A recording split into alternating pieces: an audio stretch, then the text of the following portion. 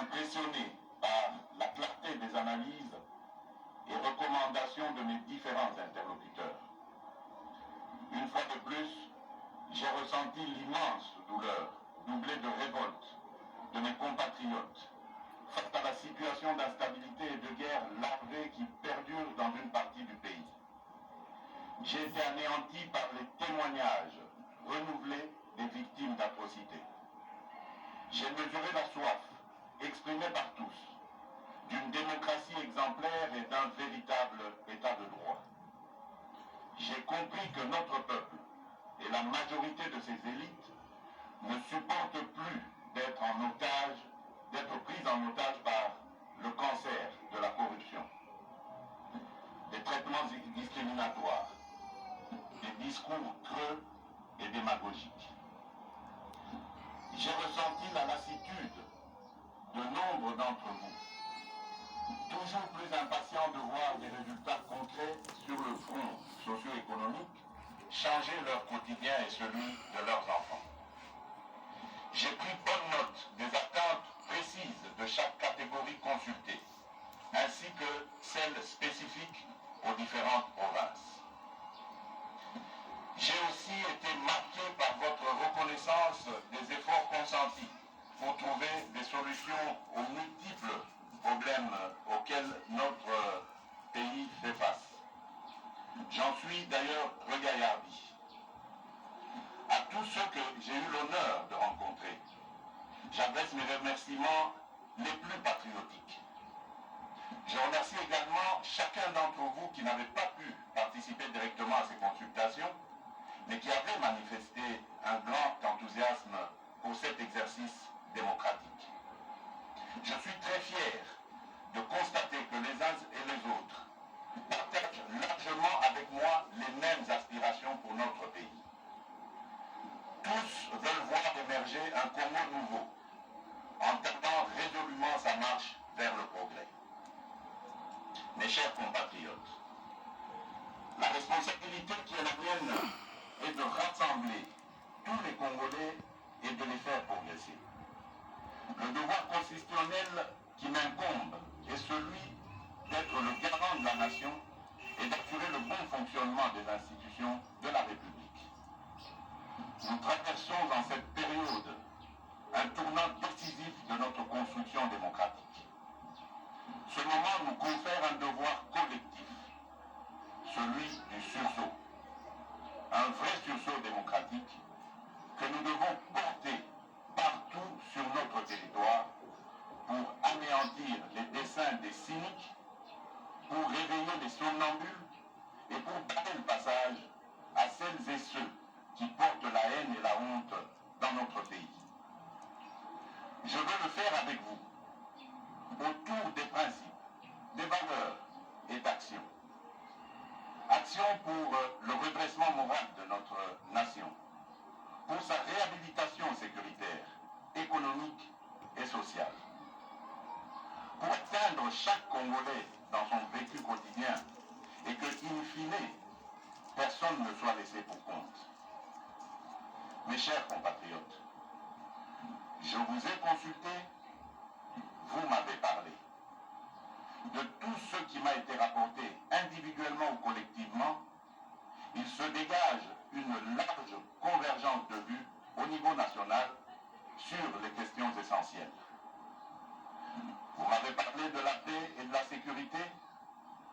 J'ai retenu comme proposition établir une administration appropriée dans les zones en proie à l'instabilité et au conflit, le cas de Béni et de Butembo notamment, impliquer davantage les communautés des zones affectées dans les processus de pacification, proscrire strictement l'incorporation des rebelles au sein de l'armée régulière, appliquer rigoureusement les dispositions pénales contre le viol, lancer dans les meilleurs délais la campagne Tolérance zéro contre les violences basées sur le genre, consacrer plus de ressources à la prise en charge des victimes d'atrocités, exercer notre devoir de mémoire par des symboles, actes et initiatives pérennes afin que de telles calamités ne se reproduisent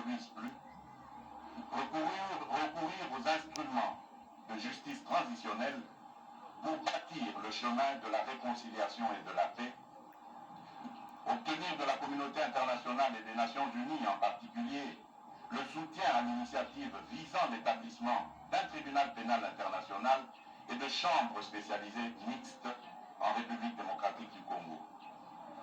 Poursuivre la réforme de l'armée, de la police et des services spécialisés, obtenir la levée de l'embargo contre la République démocratique du Congo en matière d'achat d'armes et autres équipements militaires, revoir les lois qui tendent à protéger tous ceux qui ont commis des crimes graves se rapportant aux droits de l'homme et aux crimes économiques. Fusionner les programmes de DDR et de STAREC pour la réinsertion des démobilisés vers des activités économiques et d'intérêt public, loin du métier des armes. Réorganiser les marchés locaux des minerais afin de réduire le lien entre conflits armés et exploitation minière. Élaborer et mettre en œuvre un plan de rapatriement urgent des Mbororo dans leur pays d'origine. Sur le renforcement de la démocratie et de l'état de droit, j'ai noté qu'il faut mettre fin à l'accord de coalition CACH-FCC, considéré comme la raison principale à la base du blocage actuel, dissoudre l'Assemblée nationale et assurer et pérenniser le processus d'alternance démocratique et politique au sommet de l'État et à dissoudre. Opérer sur la base d'un large consensus des réformes constitutionnelles portant sur le mode de scrutin où le seul minimum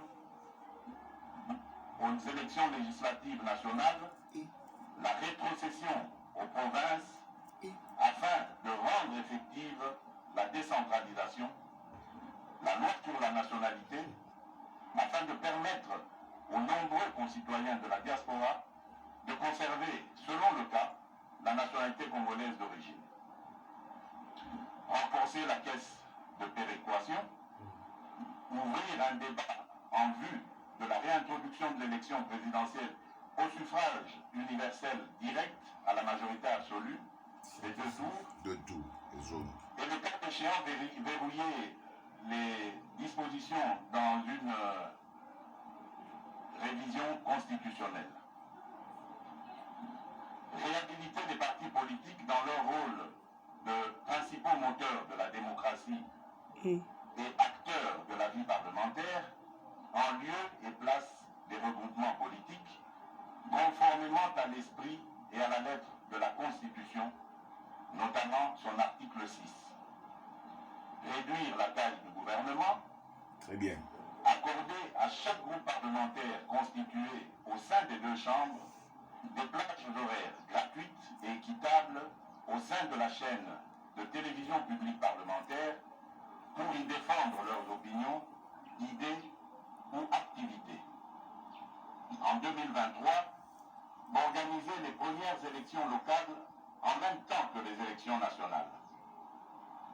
Changer le mode de scrutin des gouverneurs de province et des sénateurs, accélérer la désignation du porte-parole de l'opposition, supprimer le ministère de la décentralisation et le réintégrer au sein du ministère de l'Intérieur, dépolitiser l'administration du territoire en privilégiant les critères d'ancienneté et de compétence dans la nomination des administrateurs des territoires, ainsi que promouvoir la nomination des non-originaires.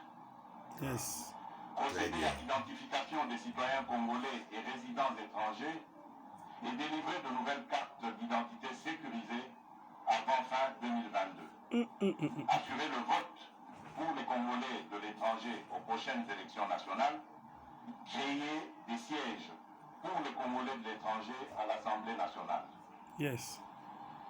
Pour organiser des élections crédibles dans le délai constitutionnel. Vous avez souligné l'urgence de réaliser le recensement de la population dans les délais raisonnables, réformer la loi électorale et la CENI avant la désignation de ses membres, constituer constituer des provisions budgétaires annuelles pour le financement des élections. Sur l'indépendance et la bonne administration de la justice,